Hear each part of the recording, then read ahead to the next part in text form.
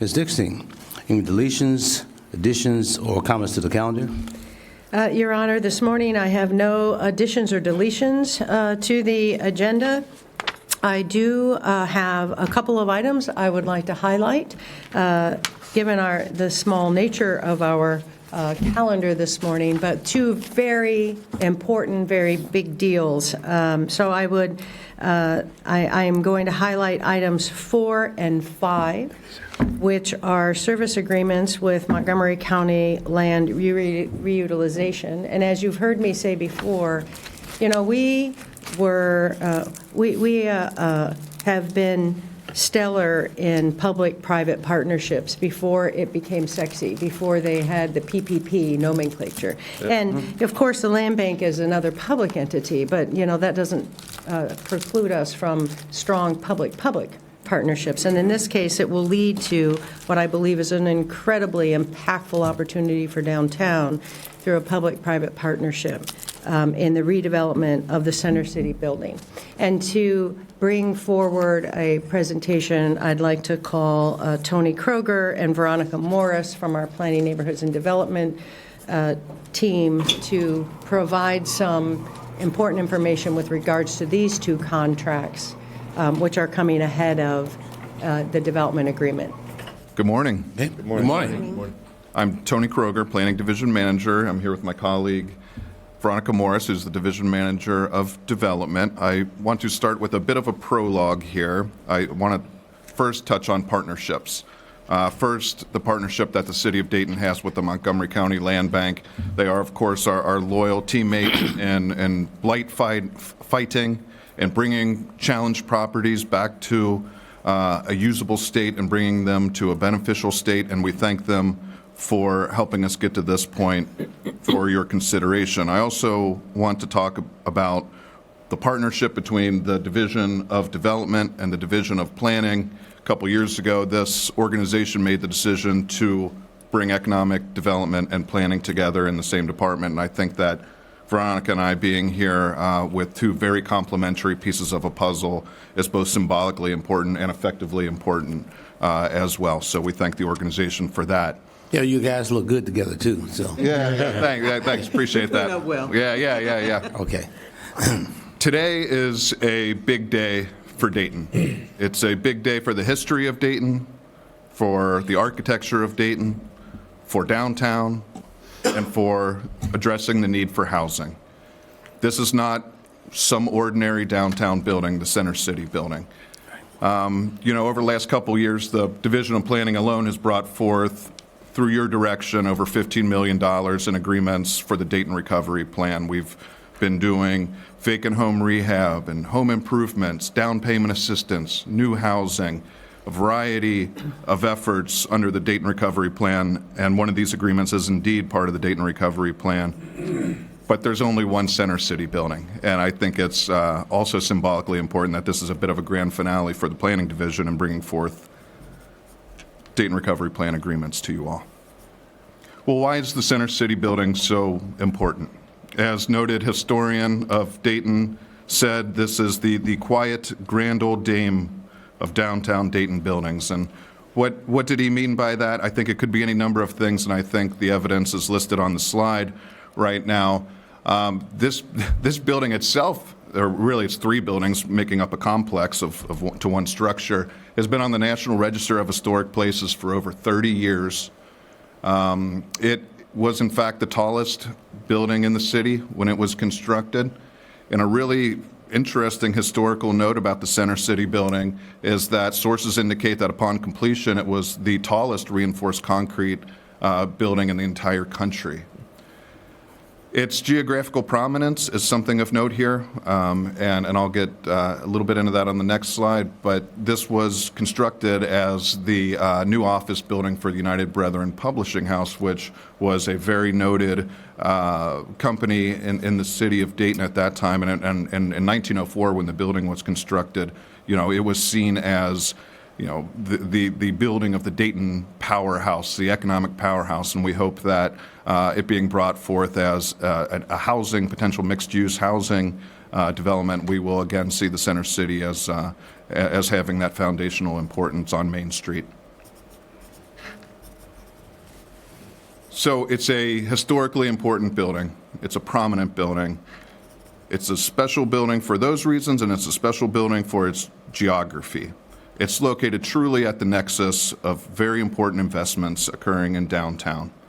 It is truly the pivot point of investment for downtown Dayton. When we think about geography, just think about all the investments, all the momentum that's occurring within 2 blocks, and what a enlivened, what a truly revitalized Center City building means for those investments, considering now it is essentially a blight on the landscape. We think about within 2 blocks, you have the Levitt, Dayton Arcade, the Fire Blocks District, the new revitalized Deneau Tower, the Convention Center, and all that's happening there. Of course, our library, Schuster Victoria, Courthouse Square, and all of its potential, as well as potential buildings for future investment, hotels, and of course, Dayton's largest office buildings, all within a couple blocks of the Center City building.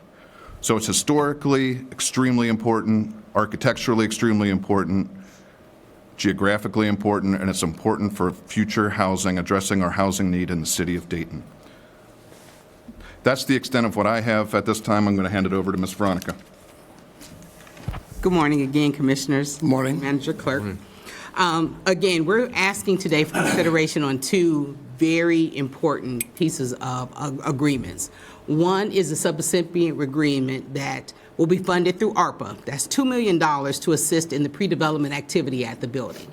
This will help in architectural work, any type of engineering work that needs to be done, in addition to allowing the developer to come in and buy upscale furnitures and fixtures, appliances for potential residents in this building. So this money is critical to ensure that we're building and allowing our partners to build a space where, even though it's affordable, it is nice and something welcoming for residents.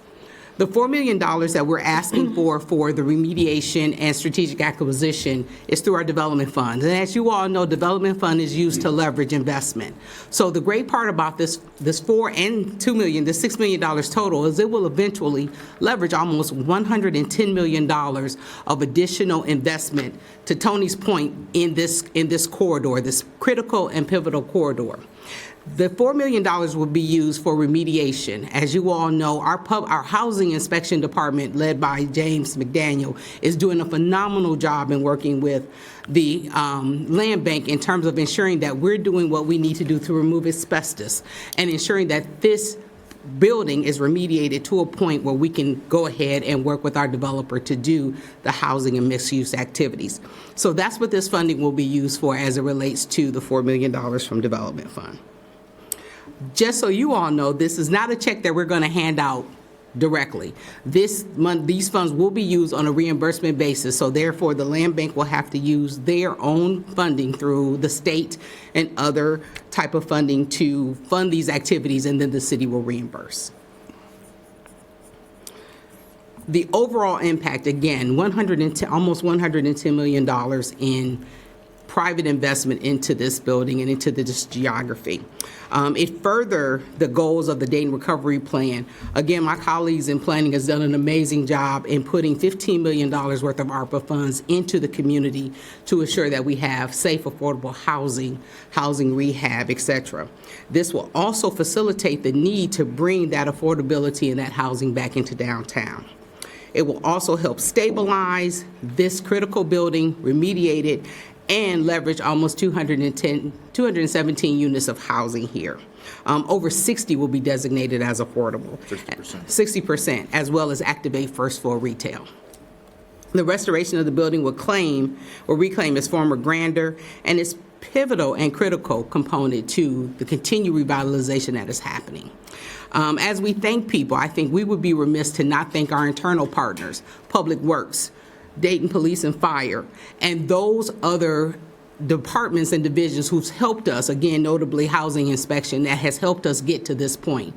They've worked diligently to stabilize the building, to keep people out, and we'll be working on Monday to get the buildings blocked up, the streets blocked off, in addition to getting the dumpsters and everything else so we can start the remediation process. So this is a team effort, and we're just excited to bring this forward to you all. Questions? Yes, before I go to my commissioners, I just want to be real clear. So we're going to get approximately $110 million worth of benefit, Correct. potentially, for $4 million. Correct. For 6. Six, excuse me, yeah, six, the other two. Okay, let's say that one more time. So 110 million, And we're bringing before Okay. you 6 million. and we're going to get that for 6 million. Right. Okay, just want to make sure everybody heard that. Okay, twice. Okay, commissioners, comments, questions? Commissioner Turner-Sloss. Yes, thank you, Mayor. Thank you, Mr. Kroger. Ms. Morris, thank you very much for your leadership and your commitment. I can hear your enthusiasm. This is indefinitely a tremendous project, and I just want to commend you as well as the entire staff. As you mentioned, Ms. Morris, the Public Works Department under the leadership of Mr. Fred Stovall, Mr. James McDaniels, as well as, right, Ms. Sarah Geist, and the funding stream that we know that is needed Yes. to push this project forward. I also want to acknowledge Mr. Paul Bradley for being here, a part of this partnership with Montgomery County Landbank. And so, again, I'm very excited. Thank you very much for your initiative, for your creative, innovative spirit in moving this project forward. And as you mentioned, 217 units downtown, 60% affordable. That is huge. So congratulations. I look forward to approving this project. That's all I have. Hey, thank you. Commissioner Fairchild. Yeah, and what's the square foot?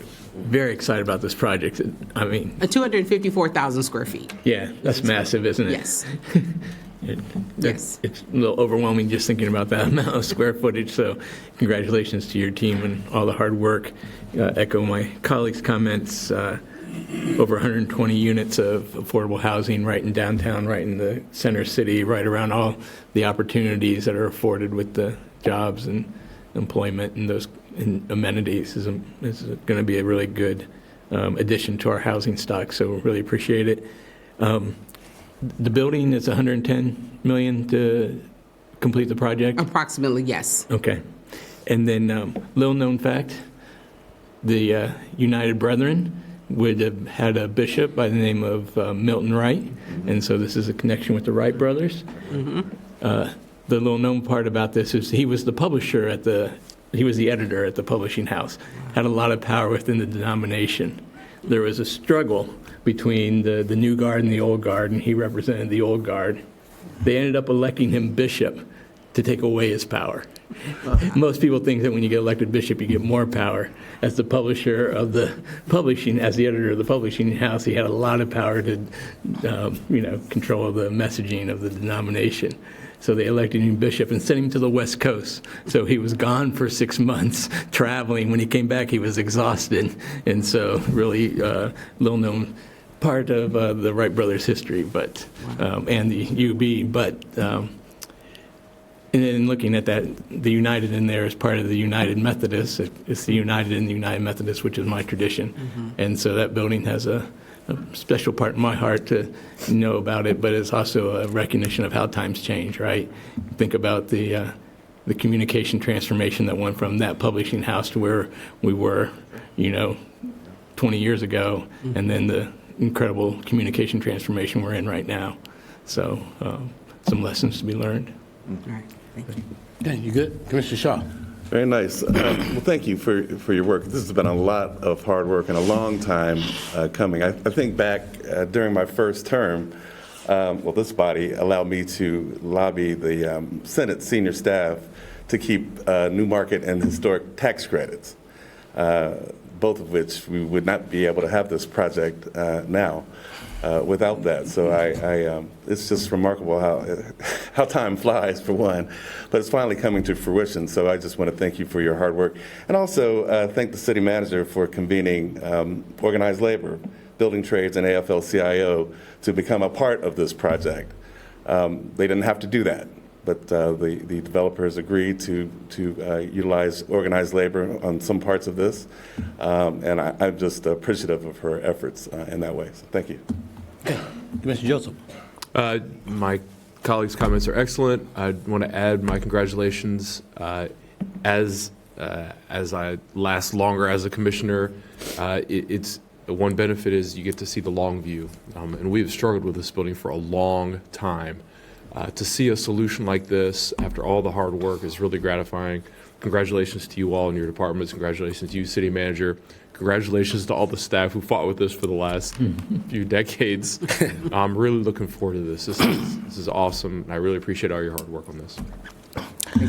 Yeah, last, I'd like to close out by just talking about just the overall benefit to the entire city, because the job opportunities that it creates for the residents who live in Dayton, the neighborhoods all over the city of Dayton in terms of how they, I won't say the trickle-down effect, but in some cases just how it matriculates throughout the entire community in terms of jobs, again, raising the housing stock that was mentioned before by my colleagues, and just making Dayton a better place. And all the work that you guys have put in place, really much appreciated.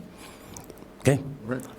So do we have any questions from, well, you guys finished? You have something else, Commissioner? That's all, Mayor. That's okay. Thank you. Thank you, guys. Appreciate it.